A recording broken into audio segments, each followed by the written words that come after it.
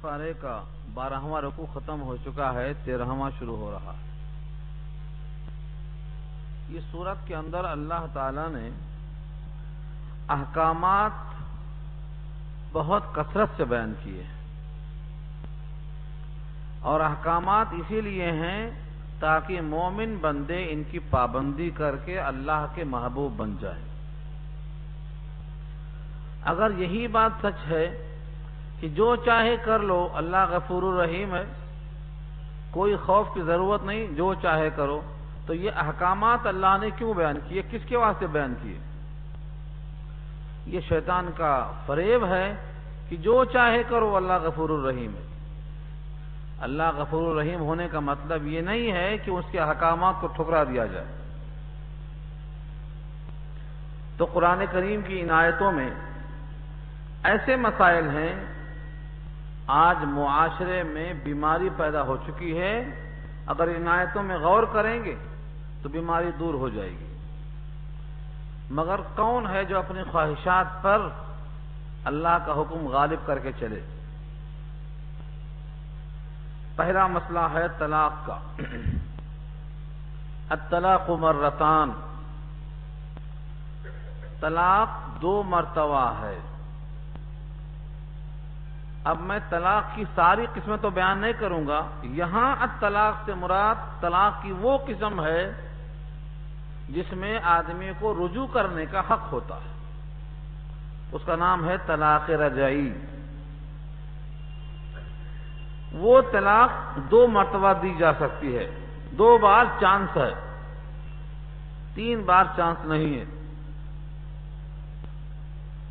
اس کی شکل، ایک آدمی اگر طلاق دینا ہی چاہتا ہے، فیصلہ ہی کر چکا ہے، اول تو طلاق دینا اللہ نے حلال کیا ہے، لیکن فرمایا ابغض الحلال عند اللہ الطلاق، جتنی چیزیں حلال ہیں ان میں سب سے زیادہ مبغوض، یعنی جو اللہ کو ناپسند ہے، جن پر اللہ کا غضب ہوتا، غضب سے مغبوض ہے، یہ ناپسندیدہ، وہ طلاق ہے۔ اللہ کو طلاق پسند نہیں ہے، کیونکہ طلاق کے معنی جوڑنے کے بجائے کٹنا، اور اللہ بندوں میں جوڑ چاہتا ہے، تو طلاق تو اول اللہ کو پسند نہیں۔ لیکن جیسے کسی کا ہاتھ سڑ جائے اور نہ کاٹیں گے تو جسم سڑنے کا خطرہ ہے تو ہاتھ کاٹ دینا پڑتا، ایسی نوبت آ جائے تو طلاق دینا جائز ہے۔ اس کے لیے ایک طلاق دی جائے۔ مسنون طلاق ایک طلاق ہے، وہ بھی حالت حیض میں نہیں، حالت طہر میں۔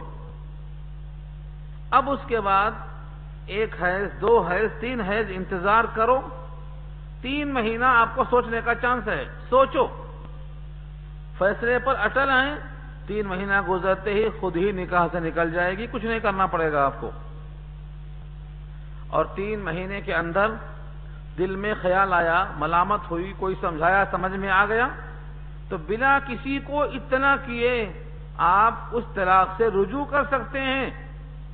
صرف زبان سے بول دو میں تم سے رجوع کر رہا ہوں، یا اس کا بوسہ لے لو، یا ایسا قربت کا اظہار کرو جس سے معلوم ہو جائے کہ میں تم سے قریب ہوں، طلاق ختم، نکاح باقی۔ یہ سہولت دیا ہے اللہ نے۔ پھر کبھی زندگی میں اتفاق سے موقع ملا، پھر غصہ ایسا آیا، پھر آپ نے 1 طلاق دے دیا، پھر 3 مہینے تک آپ کو سوچنے کا، سمجھنے کا موقع ہے۔ اگر 3 مہینہ گزر گیا تو طلاق پڑ گئی، رجوع کر لیا تو رجوع کرنے کا حق ہے، نکاح کی ضرورت نہیں۔ یہ ہے طلاق رجعی۔ رجوع کرنے کا حق جس میں ہوتا وہ طلاق رجعی ہے، وہ 1 بار چانس ہے، 2 بار چانس ہے، بس۔ اور اگر کوئی ایک ہی ساتھ 2 طلاق دے دیا تو رجعی نہیں ہے، یہ پڑ گئی، اس کا نام بائنہ ہے۔ 3 مہینہ ہوتے ہی ایک بائنہ ہو جائے گی، آپ کو درمیان میں رجوع کرنے کا حق نہیں رہے گا۔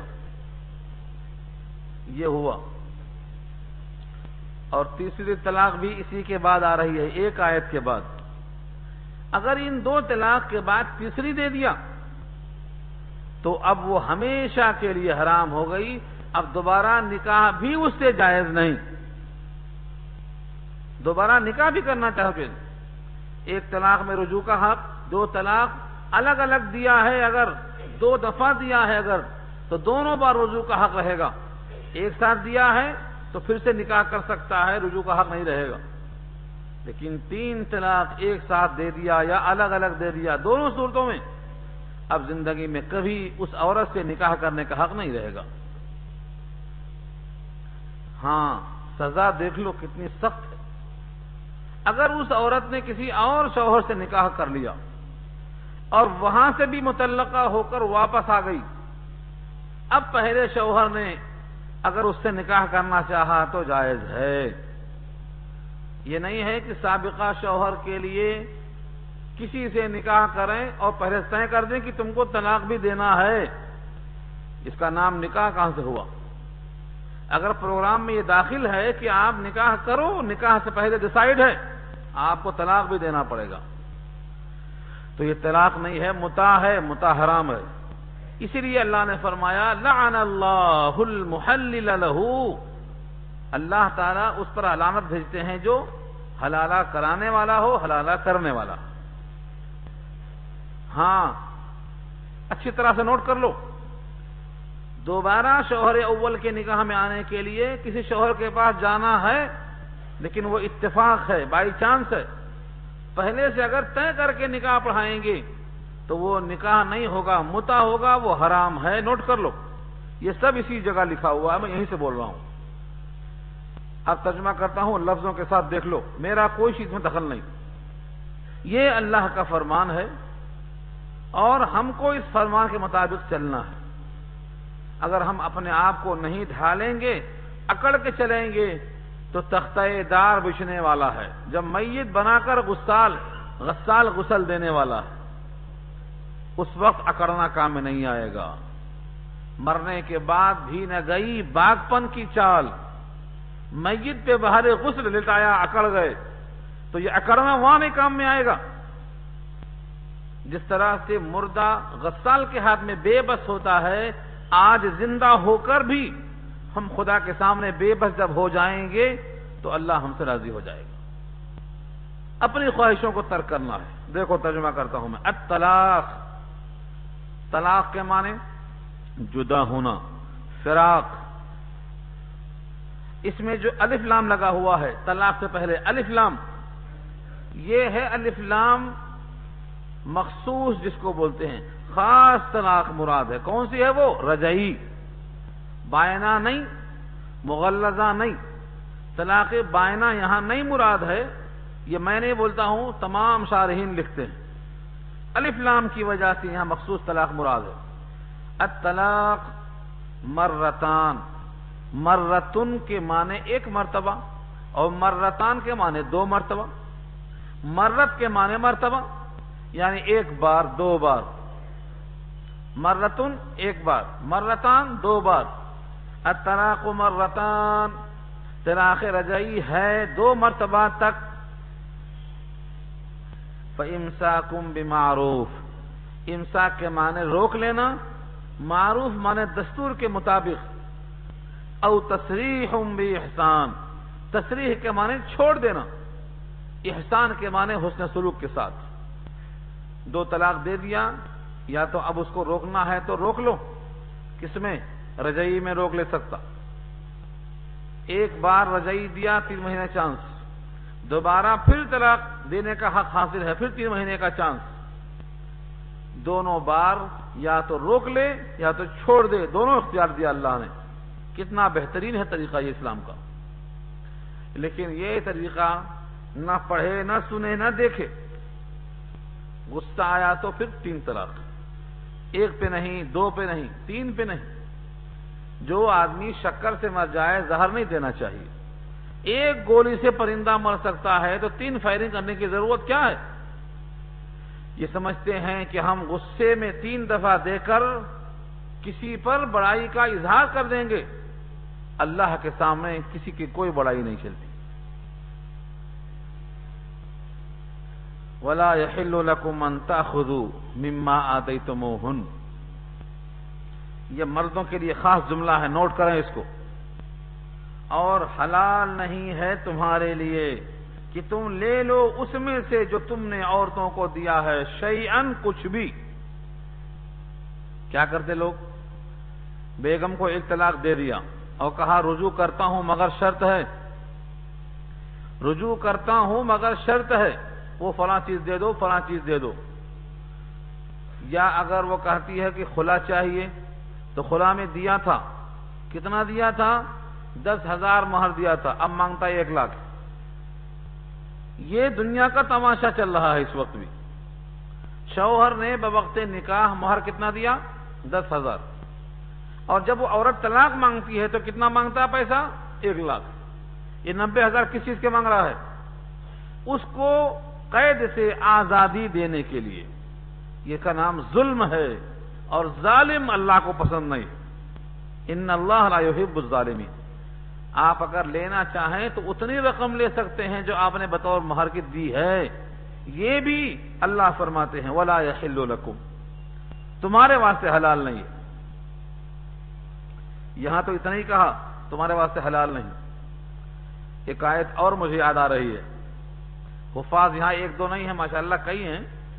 ہوائی فائرنگ میں کر ہی نہیں سکتا. یہاں تو بہترین جملہ ہے. اللہ نے کیا کہا؟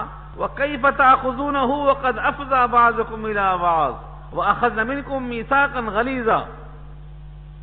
چوتھے پارے کے آخر میں آ رہی ہے یہ آیت. کیسے لے سکتے ہو تم مجھ سے دیا ہوا مال جبکہ تم باہم ایک دوسرے سے بے حجاب ہو چکے ہو؟ یہ کس نے کہا؟ اللہ نے. وَكَيْفَ تَأْخُذُونَهُ وَقَدْ أَفْضَىٰ بَعْضُكُمْ إِلَىٰ بَعْضٍ. تم کیسے لے سکتے ہو اس سے مال جبکہ تم دونوں باہم بے حجاب ہو چکے ہو اور ایک دوسرے سے عہد و پیمان کر چکے ہو. وَأَخَذْنَ مِنكُم مِّيثَاقًا غَلِيظًا، گاڑھا عہد دے چکے ہو. تو دیا ہوا مال نہیں لینا چاہیے. یہاں تو مہر دیا ہے اس سے استفادے کے عوض میں.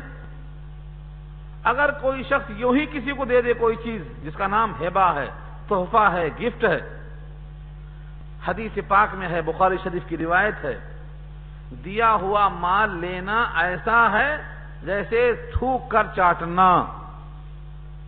جیسے کتا قے کر کے چاٹتا ہے، ایسے کوئی اگر دے کر کے لیتا ہے ہبہ کے مال کو.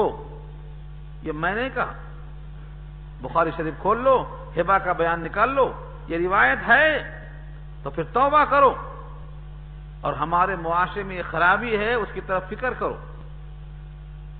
ویسے ہی دے دیا ہے تو بھی لینا جائز نہیں ہے. یہ جائے کہ یہاں ایک استفادے کی شکل میں اس کا معاوضہ دیا ہے. اس لیے کہا اللہ نے وَلَا يَحِلُّ لَكُمْ، تمہارے واسطے حلال نہیں، أَن تَأْخُذُوا کہ تم لے لو، مِمَّا اس میں سے آتَيْتُمُوهُنَّ جو تم نے ان کو دیا ہے، شَيْئًا کچھ بھی، إِلَّا أَن يَخَافَا مگر یہ کہ دونوں خوف زدہ ہوں، اللہ یقیما یہ کہ نہیں قائم رکھ سکیں گے، حدود اللہ، اللہ کی حدود کو. دونوں میں نباہ کی کوئی شکل نہیں. دونوں کو اندیشہ ہے کہ ہم میں نباہ نہیں ہو سکتا ہے. اس کی بہت سی شکلیں ہیں. ایک عورت آئی نبی صلی اللہ علیہ وسلم کی جناب میں اور کہا کہ میں اس شوہر کے ساتھ نہیں رہنا چاہتی ہوں. آپ نے کہا شوہر سے کہ تم اس کے مہر کو جو تم نے دیا تھا واپس لے لو، اس کو چھوڑ دو. وہ راضی ہو گئی، چھوڑ دیا. جناب عمر کے پاس ایک عورت آئی، اس نے بھی اسی کہا مجھے اس کے چہرے سے اتنی نفرت ہے، اگر اللہ کا خوف نہ ہوتا تو میں اس کے چہرے پر تھوک دیتی. جناب عمر نے اسے قید کر دیا. 2 دن کے بعد پوچھا تو فرمایا کہ میری نفرت میں اضافہ ہوا، کمی نہیں ہوئی. شوہر سے کہا دیا ہوا مال واپس لے لو، اس کو چھوڑ دو. چھوڑ دیا. آج کا پیپر پڑھ لو، منصف قانونی مشاورتی کالم میں سب موجود ہے، یہ سب لکھا ہوا ہے اور تمام دلائل لکھے ہوئے ہیں. تو زیادہ سے زیادہ لمٹ یہ نکلتی ہے کہ دیا ہوا مال لے سکتے ہو، بس، اس سے زیادہ نہیں. اور یہ بھی اس کراہت کے ساتھ درست ہے، جبکہ عورت تم کو ناگواری کے ساتھ قبول نہ کرنا چاہتی ہو تب ہے یہ شکل. معاشرے میں عورتوں پر ظلم اتنا ہو رہا ہے اور قرآن کریم کے احکامات کو بالکل بھلا دیا گیا ہے. کوئی نہ اس کو پڑھتا ہے نہ کوئی اس کو سمجھتا ہے. یہاں تک خیال نہیں آتا کہ قرآن کریم ہدایت والی کتاب ہے، اس پر چلنے والا اللہ کا محبوب بننے والا ہے. اگر اندیشہ ہے کہ دونوں اللہ کی حدود قائم نہیں کر سکتے، فَإِنْ خِفْتُمْ، پس اگر تم کو اندیشہ ہے، خوف ہے، اللہ یقیما حدود اللہ، کہ تم اللہ کی حدود پر قائم نہیں رہ سکو گے، فلا جناح علیہما، تو تم دونوں پر کوئی گناہ نہیں، فیما، اس معاملے میں، افتدت بھی، جس کا تم عورت نے فدیہ دیا ہے. یعنی تم دونوں پر کوئی گناہ نہیں ہوگا مال لے لینے میں. افتدا، فدیہ سے بنا ہے افتدا. اگر شوہر سے آزادی کے بدلے کچھ مال دینا پڑے، جس کا نام طلاق علی مال ہے، خلا جس کو بولتے ہیں آپ، یہ تمام شکلوں میں دونوں کو اندیشہ ہے تو چھٹکارے کی شکل رکھا ہے اللہ نے، اس میں کوئی گناہ نہیں. تلک حدود اللہ، یہ اللہ کی حدیں ہیں، یعنی اللہ نے ان کو متعین کر دیا ہے.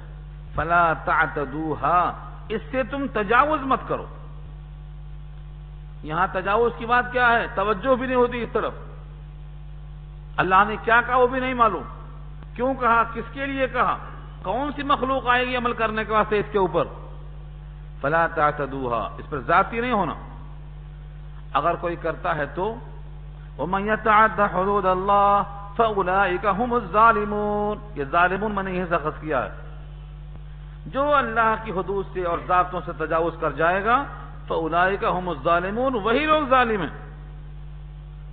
اور جب ظالم خود قرآن کہہ رہا ہے تو ظالمین کو اللہ پسند نہیں کرتا. ان اللہ لا يحب الظالمین، ظلم اللہ کو پسند نہیں.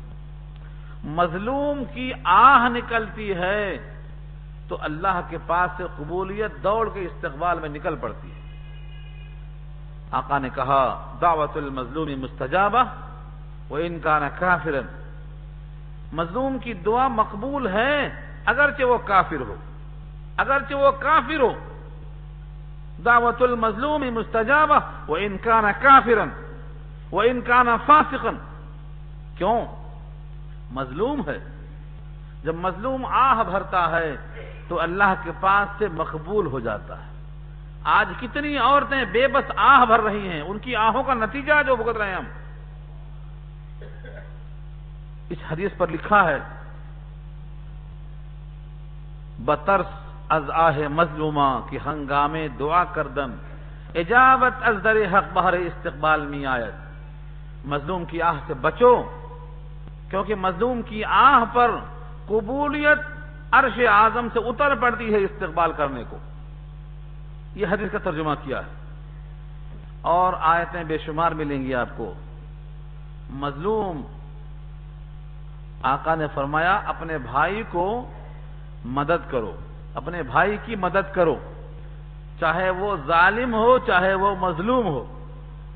صحابہ نے پوچھا اے اللہ کے رسول صلی اللہ علیہ وسلم، ہمارا بھائی مظلوم ہے تب تو اس کی مدد کریں گے، سمجھ میں آ رہا ہے، لیکن ظالم ہے تو کیسے مدد کریں، وہ تو پہلے سے ظلم کر رہا ہے. فرمایا اس ظالم کو ظلم سے روک دو، یہ اس کی مدد ہے. کیوں کہا اس کی مدد ہے؟ کیونکہ اس ظالم کے اس ظلم کی وجہ سے وہ کہاں جائے گا؟ جہنم میں جائے گا. اور جہنم سے روک دیں گے تو کیسے روکیں گے؟ ظلم سے روک دو، جہنم سے رک جائے گا. مدد ہوئی کہ نہیں ہوئی؟ یہ آقا نے فرمایا ہے. اس لیے ظالم کی مدد کرو، یعنی اس کو ظلم سے روکو، سمجھاؤ، بجھاؤ، اپنی قوت استعمال کرو. ہم کیا جانیں ہماری کیا غرض ہے، یہ نہیں چلنے والا ہے. ہر مومن اس زمین پر اللہ کا خلیفہ ہے، اپنی ذات پر بھی، اپنے اہل و عیال پر بھی، اپنے ماتحتوں پر بھی خدا کا فیصلہ نافذ کرنا پڑے گا. اس یہ کہا ہے فَأُولَئِكَ هُمُ الظَّالِمُونَ، پس وہ ظالم ہے۔ اب ظالم کو کس شکل میں دیکھنا چاہتے ہیں آپ؟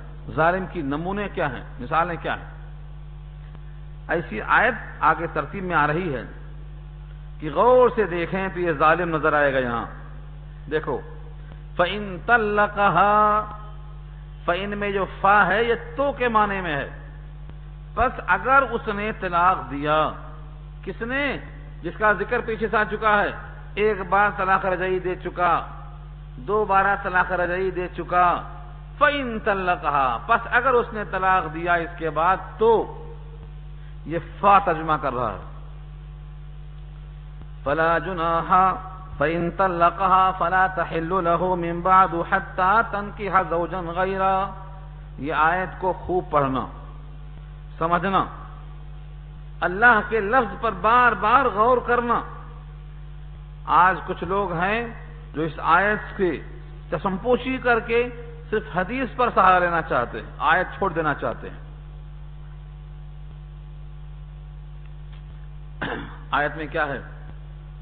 اگر اس نے 2 طلاق کے بعد تیسری دے دیا تو فلا تحل له، فلا تحل له، اب حلال نہیں ہے اس کے لیے، من بعد، اس کے بعد، کیا حلال نہیں ہے اس کے لیے؟ وہی عورت، حتی، یہاں تک کہ، تنکح زوجا غیرہ، یہاں تک کہ وہ نکاح کرے اس شوہر کے علاوہ کسی اور شوہر سے۔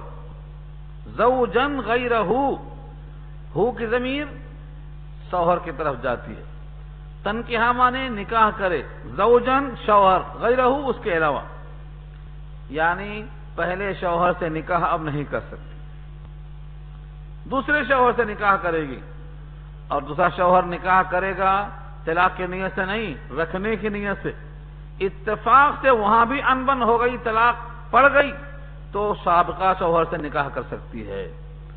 اس سزا ہے نہیں ہے؟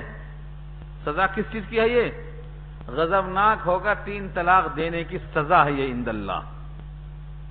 اور میں سمجھتا ہوں خوددار کے لیے، باضمیر کے لیے اس سے بڑی سزا زمین پر نہیں ہو سکتی، اس زمین پر اس سے بڑی سزا اور ہو ہی نہیں سکتی کہ اس کے موجودگی میں، اس کی حیات میں، اس کی بیوی کسی اور کے پاس نکاح کر کے جائے، اور جب وہ خود اپنی مرضی سے چھوڑ دے، مردودہ بنا دے، تب لوٹ کر آئے۔ یہ خوددار کے واسطے سزا ہے،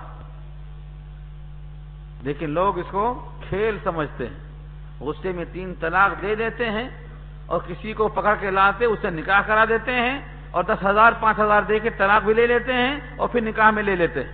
یہ سب ڈرامہ ہے، اللہ کی نگاہ میں جرم ہے وہ۔ اسی آیت کا بہانہ لیتے ہیں۔ اس میں کیا ہے؟ اگر نکاح عارضی کیا پہلے سے پروگرام بنا کر تو وہ نکاح ہی نہیں ہوا، وہ کیا ہوا؟ متعہ ہوا، اور متعہ اسلام میں حرام ہے۔ متعہ کہتے ہیں متعین دن کے واسطے نکاح کرنا، چاہے 1 سال کے لیے ہو، چاہے 6 مہینے کے لیے ہو، چاہے 1 ہفتے کے لیے ہو، متعین پیسے پر متعین دن کے واسطے نکاح کرنا یہ متعہ کہلاتا ہے، اسلام میں جائز نہیں ہے۔ تھا کبھی جائز، سن 6 ہجری میں منع کر دیا اللہ کے رسول نے، غزوہ خیبر کے بعد منع کر دیا گیا، گدھے کا گوشت اور متعہ ایک ہی ساتھ حرام کر دیا گیا، اب جائز نہیں۔ جو لوگ عارضی نکاح کرا کے پیسہ دے کر طلاق لیتے ہیں وہ ایک معنوں میں متعہ کرتے ہیں، متعہ کی ترغیب دیتے ہیں، متعہ کرانے پہ پیسہ خرچ کرتے ہیں، ان کا پیسہ خرچ کرنا بھی زیادہ اسی سے، وہ سب کے سب کیا ہیں؟ حرام ہیں، گناہ کے کام ہیں۔ اس لیے پوری بات سمجھا دیا کرو۔ اگر سچ دیکھا جائے تو 3 طلاق کے بعد بیوی سمجھو مر گئی، ختم، اب اس سے امید ختم کر دینا، یہ صحیح قانون۔ اس لیے اگر آدمی کو سوچنے سمجھنے کا موقع دیا ہے اللہ نے تو کبھی بھی 3 طلاق نہ دے، 1 ہی دے، اور اولاً کوشش یہ کرے کہ طلاق کی نوبت نہ آئے۔ کیوں؟ حدیث پاک میں آیا ہے اللہ کو ناپسند ہے، اور یہ فرمایا کہ جو بندہ اپنے گھر والی کے حق میں اچھا ہوگا وہ تم میں سب سے اچھا ہوگا۔ سوچو، ترازو، خیرکم خیرکم لاہلی وانا خیرکم لاہلی، فرمایا نبی صلی اللہ علیہ وسلم نے کہ تم میں سب سے بہتر آدمی وہ ہے جو بہتر ہے اپنے گھر والی کے حق میں، اور میں تم سب میں بہتر اس لیے ہوں کہ میں اپنے گھر والی کے حق میں بہت بہتر ہوں۔ چنانچہ جب آیت نازل ہوئی، اے نبی کی عورتوں، اگر مال چاہیے، دولت چاہیے، دنیا چاہیے، آؤ طلاق دیتا ہوں، جاؤ نکاح کر لو، مال حاصل کر لو، اور اگر چاہتی ہو اللہ کو، رسول کو، دار آخرت کو، تو اسی قناعت میں رہ جاؤ، فقر و فاقے میں رہ جاؤ، غربت میں رہ جاؤ، افلاس میں رہ جاؤ۔ ساری عورتوں نے کیا کہا؟ اخترت اللہ و رسولہ والدار الآخرہ، ہم چاہتے ہیں اللہ کو، رسول اللہ کو، دار آخرت کو۔ ساری عورتوں نے کیا پسند کیا؟ اللہ کی صحبت کو۔ تو یہ کب ہوا؟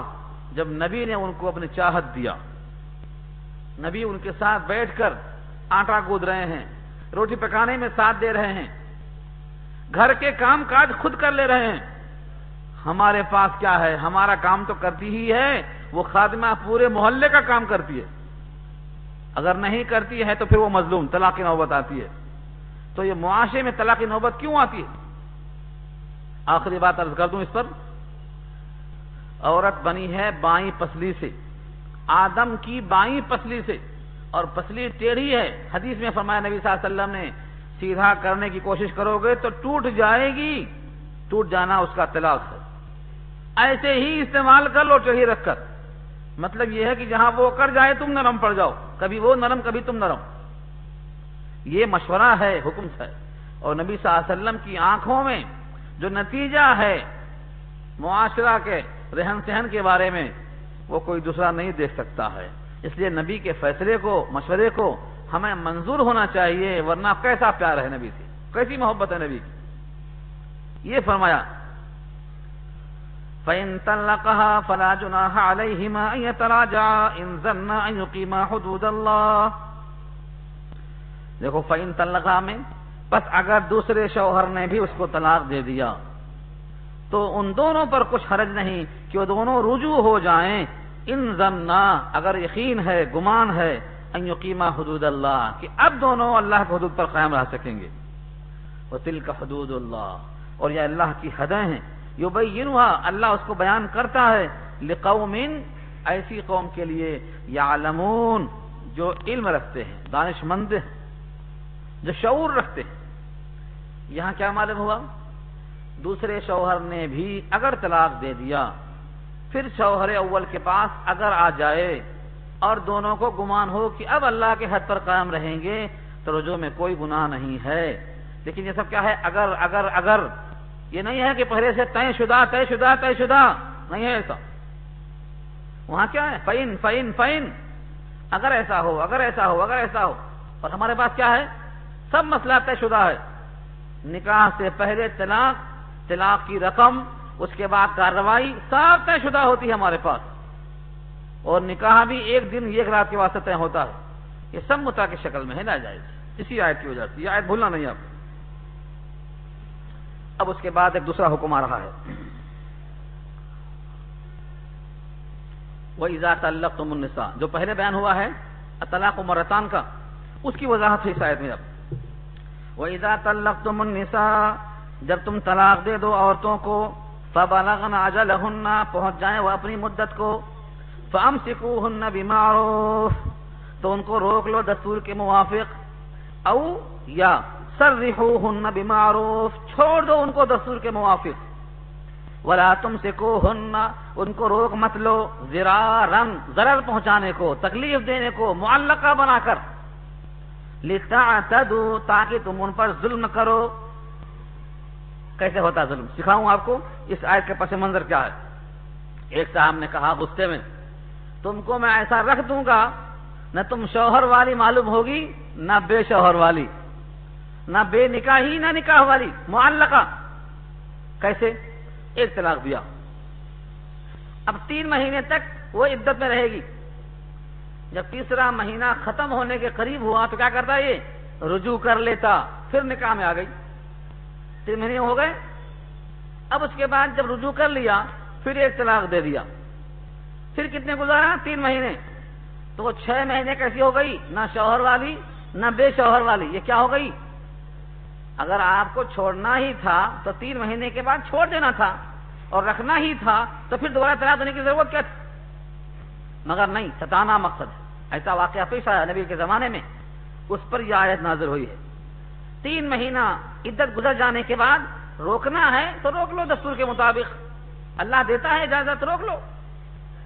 لیکن اگر آپ کو نہیں رکھنا ہے تو پھر جانے دو دستور کے مطابق، تجھے دلا کر چھوڑ دو۔ ان کو صرف اس واسطے مت روک لو کہ تم کو ان پر ظلم کرنا ہے، ضرارا لتعتدوا۔ اللہ کی شان دیکھو، اللہ کیا فرماتے ہیں، یہ ظالم روکتا ہے تاکہ اس پر ظلم کروں۔ حقیقت یہ ہے کہ یہ اس پر ظلم نہیں کرتا ہے، اپنی ذات پر ظلم کرتا ہے۔ دیکھو آگے، وَمَن يَفْعَلْ ذَلِكَ فَقَدْ ظَلَمَ نَفْسَهُ۔ یہ میرے الفاظ نہیں ہیں، کلام الہی ہے یہ۔ جو اس عورت پر ظلم کرنے کی خاطر روک لے، اس نے کس پر ظلم کیا؟ فقط ظلم نفسہ، اس نے اپنی ذات پر ظلم کیا۔ کیسے ظلم کرے گا؟ کیونکہ اس ظلم کا انجام جہنم ہے، اس ظلم کا انجام خدا کا غضب ہے، اس ظلم کا انجام اس کی آہیں ہیں، اور آہوں کا جواب عرش اعظم سے آئے گا۔ یہ ہے اس کی وجہ۔ اور آگے اللہ نے فرمایا، اور سخت ہے مومن کے لیے، وَلَا تَتَّخِذُوا آیَاتِ اللَّهِ هُزُوًا، مت بنا لو اللہ کی آیتوں کو مذاق۔ ہزوا مذاق کا ذریعہ، مذاق کا سامان۔ اگر تم طلاق کے قوانین پہ عمل نہیں کرو گے، طلاق رجعی کا حق دیا ہے تاکہ تم کو سوچنے کا موقع ملے، اور تم بجائے سوچنے کا موقع حاصل کرنے کے ظلم کا موقع حاصل کر رہے ہو، تو یہ کیا ہوا؟ اللہ کی آیتوں کا مذاق ہوا۔ اس آیت میں جتنا آپ سوچیں آپ کے واسطے کم ہے۔ کس طرح سے مذاق ہوا؟ ایک صاحب آئے اور کہا تم پر 100 طلاق۔ کس پر کہا؟ بیوی کو 100 طلاق۔ وہ 3 طلاق میں دفن ہو جاتی، 100 کی ضرورت نہیں تھی اس کو، مگر کہا تم پر 100 طلاق۔ یہ آج نہیں، صحابی کے زمانے کی بات کر رہا ہوں۔ فتویٰ آیا حضرت عبداللہ ابن عباس رضی اللہ عنہ کے پاس، جو تمام صحابہ کرام میں علم تفسیر میں سابق کے ممتاز تھے۔ ابن عباس تفسیر قرآن میں ممتاز تھے، کیوں؟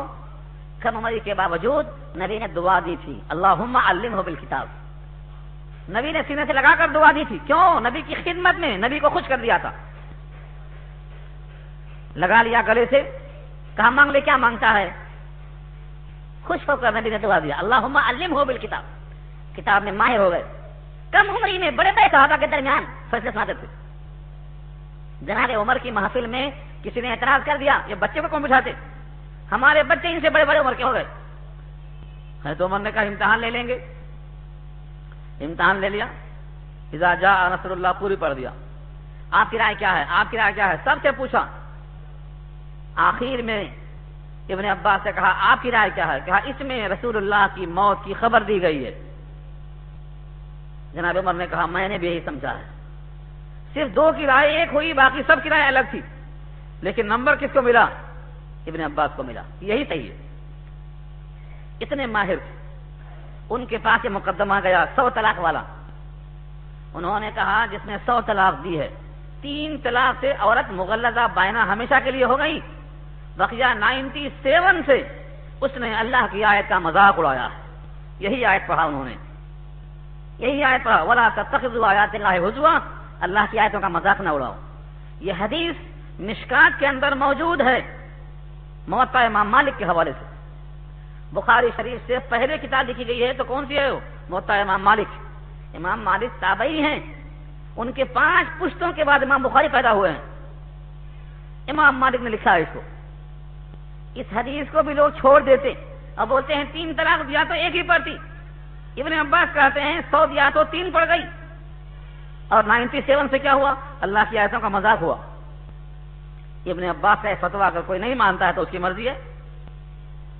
3 مارنے کے بعد 3 ہی لگتی، آپ نے 3 تھپڑ مارا اور کہا ایک ہی لگا، وہ کیسے ہو سکتا ہے؟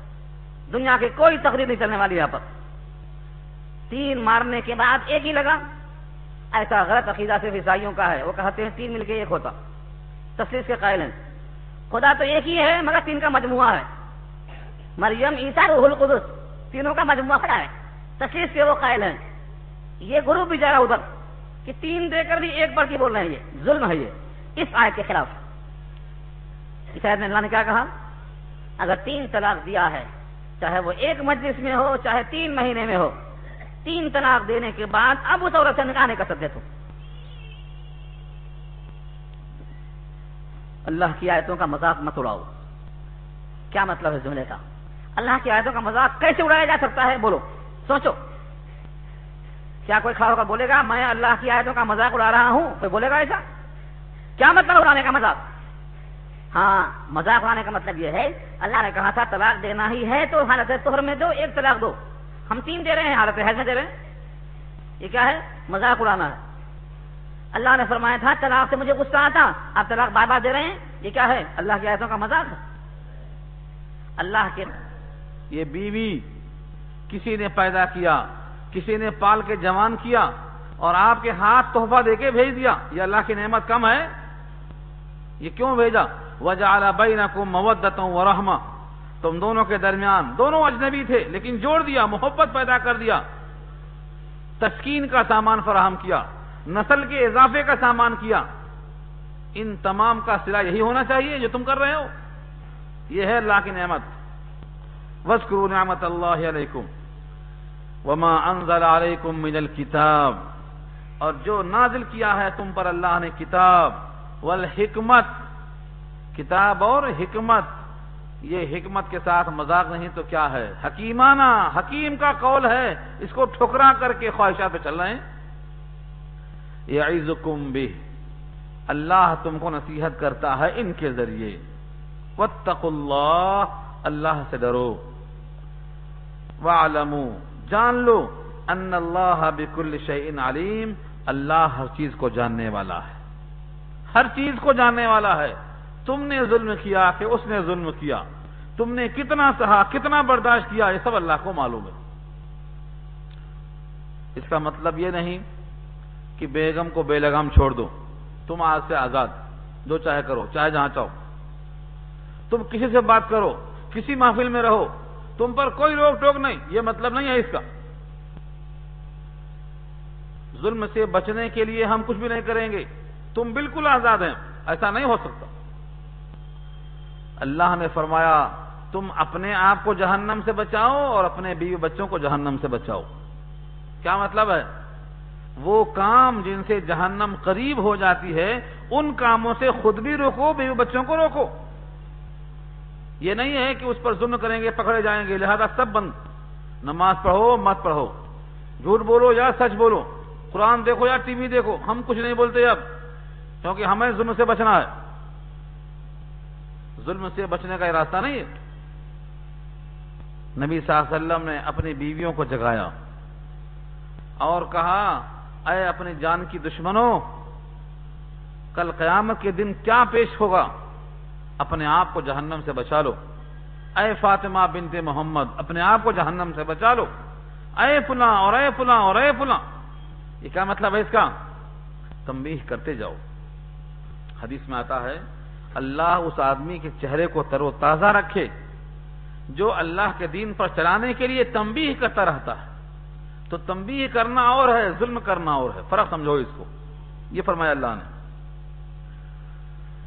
آگے اسی طلاق کے حصے میں ایک اور بات یاد آئی، وَإِذَا طَلَّقْتُمُ النِّسَاءَ، اور جب تم طلاق دو عورتوں کو، فَبَلَغْنَ أَجَلَهُنَّ، پس پہنچ جائیں وہ اپنی عدت کو، فَلَا تَعْضُلُوهُنَّ أَن يَنكِحْنَ أَزْوَاجَهُنَّ، پھر مت روکو ان عورتوں کو کہ وہ نکاح کریں اپنے شوہروں سے۔ کیا مطلب ہے اس کا؟ ایک صاحب تھے، ان کی بہن کو بہنوئی نے طلاق دے دیا۔ اب جب عدت ختم ہونے والی ہوئی تو شوہر نے کہا میں رجوع کر لیتا ہوں، یا نکاح پھر سے کرنے کی نوبت ہے تو نکاح کر لیتا ہوں۔ بہنوئی کی حرکت سے، شوہر کے حرکت سے غصہ تھا، کس کو؟ دلہن کے بھائی کو، ان کا نام تھا معقل ابن یسار۔ وہ کہتے ہیں تم نے طلاق دیا کیسے؟ اب میری بہن تمہارے پاس نہیں جا سکتی۔ بہن جانا چاہتی ہے، شوہر رکھنا چاہتا ہے، دونوں پشیمان ہیں، لیکن بھائی کہہ رہا ہے تم اب اس کے لائق نہیں، تم کو ہم نے بہن دیا، عزت کیا، تم کو ہم نے بہترین سمجھا اور تم بدترین نکلے، اب تمہارے پاس میری بہن نہیں جا سکتی ہے، اڑ گئے۔ اس پر یہ آیت نازل ہوئی، اگر عدت کے اندر رجوع کرنا چاہے تو تم بہنوں کو مت روک لو، بیٹیوں کو مت روک لو، ہو گئی غلطی لیکن اب نادم ہیں، اب پشیمان ہیں، اور اللہ کی سنت یہ ہے گناہگار کی معافی معاف کر دیا کرو، جو پشیمان اور نادم شرمندہ ہے درگزر کر دیا کرو۔ والکاظمین الغیظ والعافین عن الناس واللہ یحب المحسنین، غصے کو پی جانے والے، لوگوں کو معاف کر دینے والے، اللہ دوست رکھتا ہے کس کو؟ احسان کرنے والوں کو۔ یہ واقعہ سنایا تھا میں آپ کو، حضرت علی رضی اللہ تعالیٰ عنہ کی ایک باندی تھی، گرم پانی لائی تھی وضو کرنے کو، چھوٹ گیا ہاتھ سے اور کچھ پانی جسم پر پڑ گیا، حضرت علی کا غصہ، جلال، چہرہ سرخ ہو گیا، باندی لرز گئی۔ اب کیا کر سکتی ہے؟ جب باندی ہے اس کے ہاتھ میں کیا طاقت ہے، کیا پاور ہے، وہ کر بھی کیا سکتی ہے سوائے سے ہم جانے کے ڈر جانے کے۔ لیکن اس زمانے کی باندیاں بھی کتنی قابل ہوتی تھیں کہ بر وقت آیتوں کا انتخاب کرتی تھی۔ اسی آیت کو اس نے کوٹ کیا، والکاظمین الغیظ، اور غصے کو پی جانے والے۔ انہوں نے آیت سنتے ہی کہا میں نے غصہ پی لیا۔ والعافین عن الناس، لوگوں کو معاف کرنے والے، کہا میں نے تم کو معاف کر دیا۔ باندی نے کہا موقع اچھا ہے، تاوا گرم ہے، روٹی ڈال دو۔ آگے پھر پڑھ دیا واللہ یحب المحسنین، احسان کرنے والوں کو اللہ پسند کرتا ہے، کہا تو اس کو میں نے آزاد کر دیا۔ یہ دیکھ رہے ہیں آپ، یہ ہے صحابہ کا عمل۔ ہمارے پاس یہ ماحول علمی کہاں ہے؟ نہ قرآن سنتے ہیں، نہ قرآن پہ عمل کرتے ہیں، نہ قرآن پیش کرنے والے کے سامنے رکتے ہیں، جو چاہا بکتے رہتے ہیں۔ حضرت علی رضی اللہ تعالیٰ عنہ، حضرت امیر معاویہ رضی اللہ تعالیٰ عنہ، دونوں کے درمیان جب جنگ ہو رہی تھی، جنگ صفین، کئی ہزار صحابہ کٹ گئے 30 گھنٹے میں۔ اس وقت ایک صحابی نے قرآن کریم کے نسخے کو ایک نیزے میں لگایا، ٹانگ لیا، کہا فیصلہ اس سے ہوگا۔ جنگ رک گئی، سب ٹھہر گئے۔ قرآن سامنے آتے ہی سب ٹھہر گئے، جنگ چل رہی ہے، تلوار ہو رہی ہے، ہزاروں کٹ رہے ہیں۔ تو یہ عمل، اب آپ سوال کریں گے وہ جنگ ہوئی کیوں تھی؟ وہ الگ قصہ ہے۔ منافقین نے لڑا دیا تھا، جیسے آج منافقین نے کیا کیا ہے، ہم کو تقسیم کر دیا، عراق میں تقسیم کر دیا، افغانستان میں تقسیم کر دیا۔ کیسے لڑے ہم کو لڑایا گیا عوام۔ یہ بزدل سامنے نہیں آتے، بھگاتے ہم کو، ان کو معلوم ہے کہ ان کو کاٹنے والا یہی ہے۔ تو وہاں بھی منافقین تھے، یہودیت تھی، سبائیت تھی۔ ایک مستقل تاریخ بتانا صرف یہ ہے کہ قرآن سامنے آیا تو جنگ رک گئی، کیونکہ وہ مخلص تھے، انہیں قرآن پہ عمل کرنا تھا۔ آج بھی ہم اپنے فیصلوں کو قرآن کے مطابق فیصلہ کریں۔ حدیث میں آیا اگر تم میں جھگڑا شروع ہو فَإِن تَنَازَعْتُمْ فِي شَيْءٍ فَرُدُّوهُ إِلَى اللَّهِ وَالرَّسُولِ، اگر تم میں کوئی جھگڑا ہو، کوئی نزاع ہو تو لوٹاؤ اس کو اللہ کی طرف، رسول اللہ کی طرف۔ اللہ سے مراد اللہ کا کلام، اور رسول سے مراد رسول کی احادیث، صحابہ کرام کے اقوال، لوٹاؤ ان کی طرف۔ مگر ہم کیا کریں گے؟ جس کا پلہ بھاری ہے قانونی اعتبار سے، دنیاوی اعتبار سے، جو کیس لڑ سکتا ہے، بولتا ہم بھاری، ہم نے دبتے۔ تو قرآن کریم کی اس آیت نے واضح کیا اگر وہ عورت جانا چاہے، شوہر رجوع کرنا چاہے تو تم مت روکو۔ فَلَا تَعْضُلُوهُنَّ أَن يَنكِحْنَ، مت روکو کہ وہ نکاح کریں اپنے شوہروں سے، یعنی سابقہ شوہر جس نے طلاق دیا تھا، عدت چل رہی تھی، ان سے ہی دوبارہ رجوع ہونے کے واسطے مت روکو۔ اذا تراضوا بینہم، باہم جبکہ رضامند ہوں وہ دونوں، بالمعروف، دستور کے مطابق۔ ذالک یوعظ بہ، نصیحت کی جاتی ہے اس کے ذریعے سے، من کان منکم یؤمن باللہ، تم میں سے جو ایمان رکھتا ہو اللہ پر۔ یعنی نصیحت کس کو ہو رہی ہے؟ جو مومن ہو، جو اللہ کو مانتا ہو۔ جو اللہ کو، اللہ کے کلام کو نہیں مانتا، اس کے واسطے کوئی نصیحت نہیں۔ والیوم الآخر، اور یوم آخرت کو مانتا۔ ذالکم ازکا لکم واطہر، یہ تمہارے لیے زیادہ ازکا ہے. ازکا مانے زیادہ صاف ستھرا ہے. وہ اطہر اور زیادہ پاکیزہ ہے. کیا مطلب؟ اگر تم نے بہن کو روک لیا، بیٹی کو روک لیا، اور اس شوہر میں بھی رجوع کی خواہش باقی ہے، اس میں بھی طلب باقی ہے، تو تم نے دو پر ظلم کیا. خدا نہ خواستہ اگر اس کا نکاح کہیں اور ہوا، اس کا نکاح کہیں اور ہوا، اور دونوں میں آپس میں ملاپ باقی ہے، تو یہ ازکا نہیں ہوگا، یہ اطہر نہیں ہوگا. ازکا و اطہر یہ ہے کہ ان دونوں کو پھر مل جانے دو، ان کو جوڑو، روکو مت، ٹوکو مت، اگر باہم رضامند ہیں. یہ آگے کہا دیکھو تمہاری عقل محدود، تم سوچتے ہو کم، اللہ کے علم کے مقابل تمہارا علم کچھ بھی نہیں. اس لیے کیا کہا؟ واللہ یعلم وانتم لا تعلمون. اللہ جانتا ہے، تم نہیں جانتے. مانتے ہیں اس کو؟ آج کا ماحول ہے، ہم ہی سب جانتے ہیں. آج کا ماحول کیا ہے؟ ہم ہی سب جانتے ہیں. یہاں واضح کیا اللہ نے، تم نہیں جانتے، اللہ جانتا ہے. اگر یہ ٹکڑا ہم مان گئے کہ ہم انجان ہیں، ہمیں نہیں معلوم ہمارا مستقبل کیا ہے، ہمیں بھلائی کس سے ملنے والی ہے، اللہ جانتا ہے، فیصلہ کر رہا. اللہ جانتا ہے، تم نہیں جانتے ہو. اس پر میں ایک واقعہ سنایا تھا آپ کو، پتہ نہیں یاد ہے کہ بھول گیا. موقع ہے سنا دوں، پھر سے تازہ ہو جائے، اور انشاءاللہ اس سے فائدہ ہوگا. حضرت موسیٰ اور خضر کشتی میں سوار جا رہے ہیں. حضرت موسیٰ علم حاصل کرنے گئے ہیں خضر کے پاس، علم تکوینی، کیونکہ خضر کا علم کیا تھا؟ تکوینی. اور موسیٰ کا علم کیا تھا؟ تشریعی، شریعت کا علم تھا، وہاں کون و مکان کا علم تھا.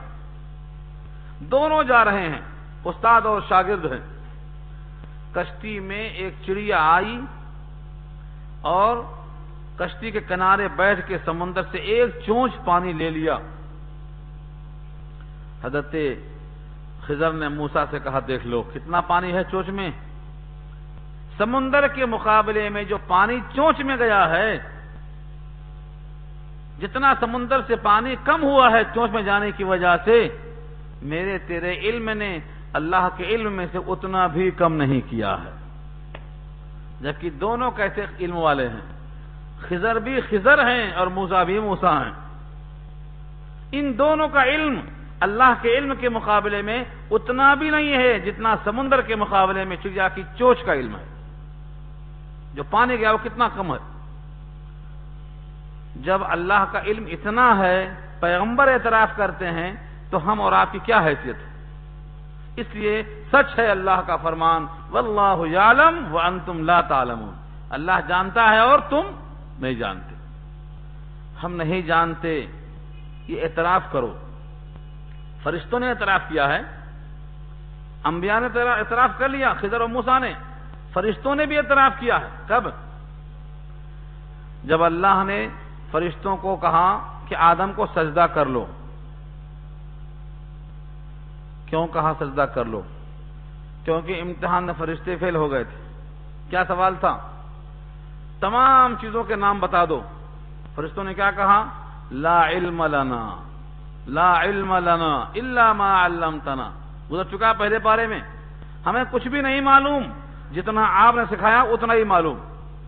تو فرشتوں کا بھی علم نل ہے. لا علم لنا الا ما علمتنا سبحانک، آپ کی ذات پاک ہے، آپ ہی کے پاس علم ہے، ہمارے پاس کچھ بھی نہیں علم ہے. تو چیزوں کے نام نہیں معلوم. تو ہم بھی اعتراف کریں حقیقی علم اللہ کا ہے، ہمیں کچھ بھی نہیں معلوم. اس لیے جو اللہ کا حکم ہے وہی مفید ہے، اسی میں نجات ہے، اسی میں اللہ کی رضا ہے، اسی میں بھلائی ہے. یہ مان کر چلنا ہے. اب یہاں سے ایک نیا مسئلہ پیدا ہوا. طلاق کے بعد عام طور سے ہوتا ہے، بچہ پیدا ہوا، بچے کو دودھ کون پلائے، کس کی ذمہ داری ہے؟ عورت اگر مطلقہ ہے تو بھی بچے کی وہی حقدار ہے کہ دودھ پلائے، کیونکہ ظاہر یہ ہے کہ شوہر تو دودھ نہیں پلائے گا. شوہر دودھ کہاں سے پلائے گا؟ کوئی نہ کوئی آیا دایا انا رکھے گا. کسی کو رکھنے کے بجائے اس کی ماں ہی کو رکھ دے، اور جو خرچہ کسی کو دینا ہے وہ اسی کو دے دے. اور اگر نکاح باقی ہے، طلاق نہیں ہوئی ہے، تب تو بدرجہ اولا اس کا حق بنتا ہے کہ وہ بچوں کو دودھ پلائے۔ دودھ پلانے کے عوض میں نہ عورت تنگ کرے شوہر کو، مجھے 5,000 نے 10,000 چاہیے، جتنا اس کی حیثیت ہے اسی کے اندر مانگنا چاہیے، اور نہ شوہر کنجوسی کرے کہ ہے بہت کچھ مگر دیتا بہت کم ہے۔ فقیروں کی جھولی میں رہتا ہے سب کچھ، بہت دیکھ لیتے ہیں، دیتے ہیں تب کچھ، کیا حال ہے کھنگالتے ہیں پہلے پورا۔ تو دونوں طرف سے ظلم زیادتی جائز نہیں ہے، دونوں دیکھ سمجھ کے فیصلہ کریں۔ یہ ہے مضمون آیت کا، دیکھو ترجمہ کرتا ہوں، طویل آیت ہے، بہت عمدہ احکامات بتائے ہیں اس ترتیب کے ساتھ کہ کسی پر ظلم نہ ہونے پائے، ہر ایک کو حق ملے۔ اللہ اتنے مستغنی ہیں، غنی ہیں، بے نیاز ہیں، قادر ہیں، ہم جیسے حقیر بندوں کے حقوق کی اتنی رعایت کرتے ہیں، اور ہم باہم فقیر ہیں لیکن آپس میں دوسرے کے حقوق کا خیال نہیں کرتے، نہ بھائی بہن کا خیال کرتا ہے، نہ باپ کا، اور نہ دوستوں کا، اور نہ خاندان کے دوسرے لوگوں کا۔ سیکھو اس سے، اللہ حقوق کی رعایت کرتا ہے، ہم کو بھی رعایت کرنا چاہیے۔ والوالدات، والدتن کی جمع والدات، والدہ، والدہ مانے ماں، مائیں ترجمہ ہوگا اس کا۔ والوالدات، اور مائیں، یرضعن دودھ پلائیں، اولادہن اپنی اپنی اولاد کو، حولین کاملین 2 سال کامل، حول کی تسنیہ حولین، حول کے معنی سال، حولین کے معنی 2 سال، کاملین مکمل، 2 سال مکمل دودھ پلائیں۔ لمن ارادہ، ان کے لیے ہے یہ قانون جو ارادہ کریں، ان یتم الرضاعہ، جو رضاعت کی مدت کو پورا پورا پلانا چاہتے ہیں۔ رضاعت کی مدت کیا ہے بھائی؟ یہ ایک بحث ہو گئی۔ 2 سال دودھ پلائیں، 2 سال ہو گئی مدت۔ اس آیت کو دیکھ کر سب کا یہ فیصلہ ہے۔ اس سے اختلاف کیا ہے امام اعظم نے، انہوں نے کہا جناب یہاں یہ ہے کہ 2 سال دودھ پلائیں، لیکن مدت کتنی ہے وہ یہاں کہاں ہے؟ مدت ہے سورہ احقاف پارہ 26 آیت نمبر 15 میں، وَحَمْلُهُ وَفِصَالُهُ 30 شہرا، 30 مہینے مدت رکھا اللہ نے۔ کہا وَحَمْلُهُ وَفِصَالُهُ 30 شہرا میں 30 مہینے کس کو کہا اللہ نے؟ حمل سے مراد پیٹ کا حمل نہیں، گود مراد ہے، گود میں لینا، یعنی گود میں لے کر دودھ پلانا اور دودھ چھڑانا، یہ سارا کا سارا کتنے میں ہے؟ 30 شہرا، 30 مہینے، یعنی 2.5 سال۔ امام اعظم کے نزدیک دودھ پلانے کی مدت 2.5 سال ہے، اور صاحبین امام شافعی سب کے نزدیک 2 سال ہے۔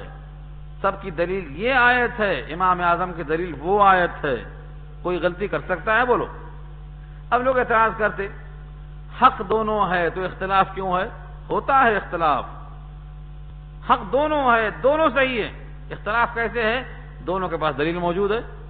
اس آیت سے یہ سمجھا، اس آیت سے وہ سمجھا، کیا کریں گے آپ؟ ایسا اختلاف صحابہ کے زمانے میں بھی تھا، ہے، رہے گا۔ اس اختلاف کی گنجائش رکھا ہے، اور میں آپ سے آج ہی عرض کر دوں کہاں رکھا ہے، تاکہ شبہات لے کر نہ جائیں۔ خدا نخواستہ اگلی آیت سنانے کا موقع نہیں ملا تو دل میں شبہات رہ جائے گا۔ میرا وصول یہ ہے شبہات جب کا جب ساتھ ساتھ رفع کر دو، کہیں بھی ہوں۔ 28واں پارہ سورہ حشر میں ایک واقعہ پیش آیا، وہ پوری آیتیں پڑھ کے سمجھاؤں تو شاید مشکل ہو۔ ایک مقام پر فرمایا نبی صلی اللہ علیہ وسلم نے صحابہ کرام کو، یہ جنگ خیبر جس کو سنتے ہیں آپ، یہودیوں نے مکے کے جو مشرکین آئے تھے ان سے ساز باز کر کے جب مدینے پہ حملہ ہوا تھا غزوہ احزاب میں تو دھوکہ دیا تھا۔ اب جبریل نے کہا کہ ان دھوکے باز کو محاصرہ کر لو، ہتھیار نہ اتارو، سب وہیں پہنچ جاؤ، عصر کی نماز راستے میں نہیں پڑھنا، وہاں جا کے پڑھنا۔ ہو گیا، صحابہ چلے، راستے میں عصر کا وقت ہو گیا، نماز قضا ہونے کے قریب ہو گئی۔ کچھ لوگوں نے کہا ہم تو نماز قضا نہیں کریں گے، اللہ کا حکم ہے کہ نماز ٹائم پہ پڑھ لو، ہم تو پڑھ لیں گے۔ کچھ لوگوں نے کہا رسول اللہ نے کہا ہے نماز جا کے وہاں پڑھنا، لہذا ہم تو یہاں نہیں پڑھ سکتے، جا کے پڑھیں گے۔ کچھ لوگوں نے نماز قضا کی اور جا کے وہاں نماز پڑھی، اور کچھ لوگوں نے نماز نہیں پڑھی اور دیر سے وہاں پہنچے۔ دونوں کے بارے میں نبی نے کچھ نہیں کہا، کیونکہ دونوں کی نیتیں صحیح تھی۔ ایک کا عمل اللہ کے حکم پر تھا کہ نمازیں ٹائم پہ پڑھو، قضا مت کرو، وہاں بھی کچھ خلاف نہیں کیا، اور ایک نے نبی کے حکم میں فیصلہ کیا کہ نماز وہاں جا کے پڑھو۔ نبی نے دونوں پر کوئی برائی نہیں ظاہر کی، دونوں نے صحیح کہا۔ دونوں میں تضاد ہوا، لیکن دونوں کی نیتیں صحیح ہیں، اس لیے دونوں حق ہے، دونوں سچ ہے، تضاد ہو کر بھی حق ہے۔ اسی واقعے میں ایک اور آیت، کوئی بھی سورہ حشر میں ہے، ما قطعتم من لینۃ، یہ آیت ہے سورہ حشر کی، اس آیت کی تفسیر پڑھ لینا۔ ما قطعتم من لینۃ او ترکتموها قائمۃ علی وصولها، کیا کہا اس میں اللہ نے؟ یہودیوں نے اپنے دروازے بند کر لیے، قلعہ کے اندر بند ہو گئے۔ قلعہ گول کنڈا کیسا ہے؟ ایسا ان کا قلعہ تھا خیبر میں، اندر بند ہو گئے۔ مسلمان باہر پڑے ہوئے ہیں، دروازہ نہیں کھول رہے ہیں، وہ لوگ اندر مزے میں کھا رہے ہیں، پی رہے ہیں، راشن رکھا ہوا ہے، مسلمان باہر پڑے ہوئے ہیں۔ کسی نے کہا ان کے کھجوروں کے درختوں کو جلا دو، درختوں کو کاٹ دو۔ جب ان کے مویشیوں کو اور ان کے درختوں کو کٹتا ہوا، جلتا ہوا، مرتا ہوا دیکھیں گے تو دروازے کھول کر کچھ نہ کچھ محافظہ ہوگا۔ کچھ لوگوں نے درختوں کو کاٹنا شروع کیا۔ کون سا درختوں کو؟ کھجوروں کے درختوں کو کاٹ رہے ہیں، جلا رہے ہیں۔ کچھ لوگوں نے کہا مت کاٹو، آج نہیں کل فتح ہو جائے گا، یہ قلعہ بھی ہم کو ملے گا، یہ باغات بھی ہم کو ملیں گے، ملنے والا مال کیوں تباہ کرتے ہو، مت کاٹو مت کاٹو۔ سمجھ رہے ہیں؟ دونوں میں تضاد ہوا کہ نہیں ہوا؟ کاٹو اور مت کاٹو، جلاؤ اور مت جلاؤ، ان کا ہے ہمارا ہے، تضاد ہوا کہ نہیں ہوا؟ قرآن نے کہا دونوں اللہ کے حکم سے تھا، دونوں پر کوئی اعتراض نہیں ہے۔ کون سی آیت؟ یہی آیت، ما قطعتم من لینۃ او ترکتموها قائمۃ علی وصولها فبإذن اللہ دونوں کے ساتھ متعلق ہے۔ تو کبھی کبھی دو متضاد چیزیں بھی حق ہوتی ہیں، لیکن ہم سمجھتے نہیں، ہم سمجھتے ہیں نہیں، اختلاف ہوا تو ایک صحیح ایک غلط، یہ فیصلہ ہمارا ہے۔ حقیقت یہ ہے اختلاف کے باوجود سچ ہوتا ہے، دونوں حق ہوتا ہے۔ ہاں، اس کی صحیح تعویل توجیہ کرنا سب کو نہیں آتا۔ بہرحال یہ سب مثالیں پیش کی میں نے تاکہ آپ کو اندازہ ہو کہ ائمہ کرام کا جھگڑا ذاتی نہیں تھا، دلائل کی بنیاد پر تھا۔ یہاں پر 2 سال کا ذکر ہے، صحابین نے لیا، امام شافعی نے لیا۔ سورہ احقاف کی آیت نمبر 15 میں 30 مہینہ ہے، امام اعظم نے اس کو لیا۔ اس کا فرق کیا پڑے گا؟ ہاں، فرق پڑے گا مسئلے پر۔ ایک عورت نے کسی کو دودھ پلایا تو کیا ہو گئی وہ؟ ماں۔ دودھ کب پلایا؟ بچہ 3 سال کا تھا تو ماں بنے گی؟ نہیں بنے گی۔ 2.5 سال کے اندر پلایا تو امام اعظم کے ہاں ماں بنے گی، اور 2 سال کے اندر پلایا تو صحابین کے ہاں ماں بنے گی۔ 2 سال کے بعد دودھ پلایا تو امام اعظم تو کہتے ہیں رضائی ماں ہو جائے گی، لیکن صحابین کیا کہتے ہیں؟ رضائی ماں نہیں بنتی۔ سمجھ میں آیا فرق؟ یہ فرق ہوگا یہاں سے مسئلے کا۔ تو رضاعت کی مدت 2.5 سال ہے امام اعظم کے ہاں، اور 2 سال ہے صاحبین کے ہاں، امام شافعی کے ہاں۔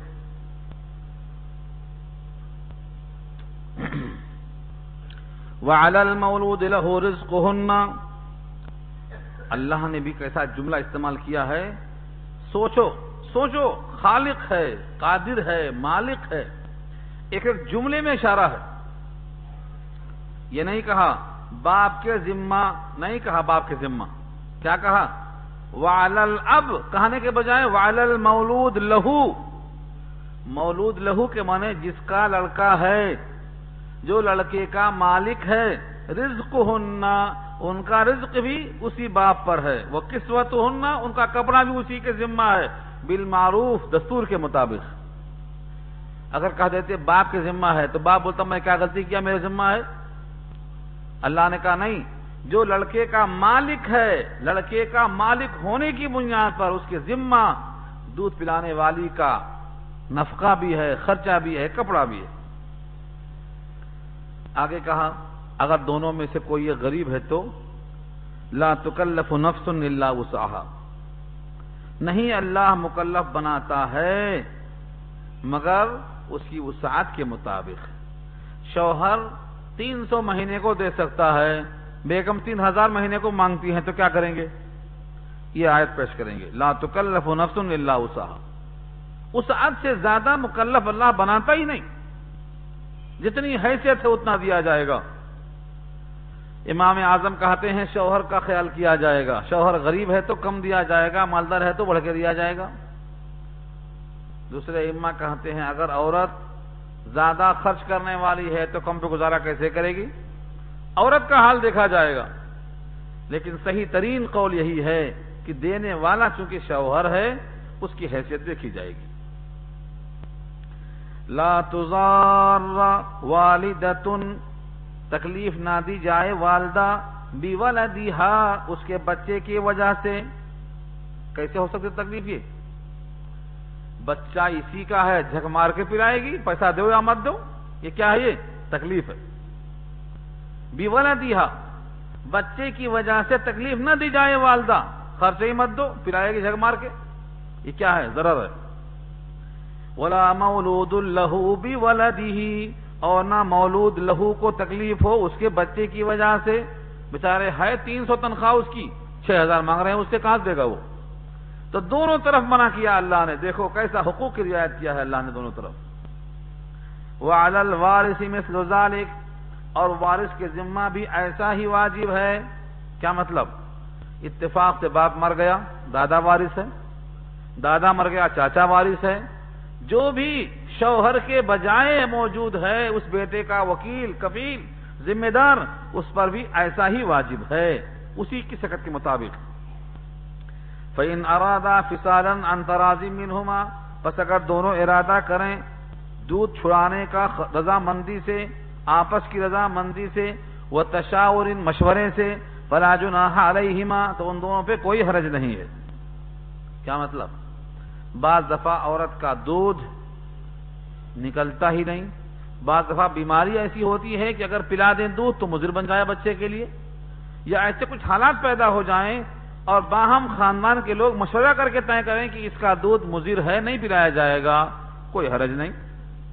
وَإِنْ أَرَدْتُمْ أَن تَسْتَرْضِعُوا، اور اگر تم ارادہ کرو کہ اپنی اولاد کو دودھ پلاؤ، أَن تَسْتَرْضِعُوا أَوْلَادَكُمْ، کسی اور سے اپنے بچے کو دودھ پلاؤ۔ جیسے نبی صلی اللہ علیہ وسلم کو دودھ پلانے کے لیے دائی حلیمہ لے گئی تھی، انا کا رکھ کر اہتمام تھا، زمانے میں دستور تھا، آج بھی ہے۔ فلا جناح علیکم، تو تم پر کوئی حرج نہیں۔ اذا سلمتم ما آتیتم بالمعروف، جب تم ان کے حوالے کر دو جو کچھ تم نے ان کو دیا ہے دستور کے مطابق، مطلب محنتانہ دے دو، اجرت دے دو، ادا کر دو، کوئی حرج نہیں۔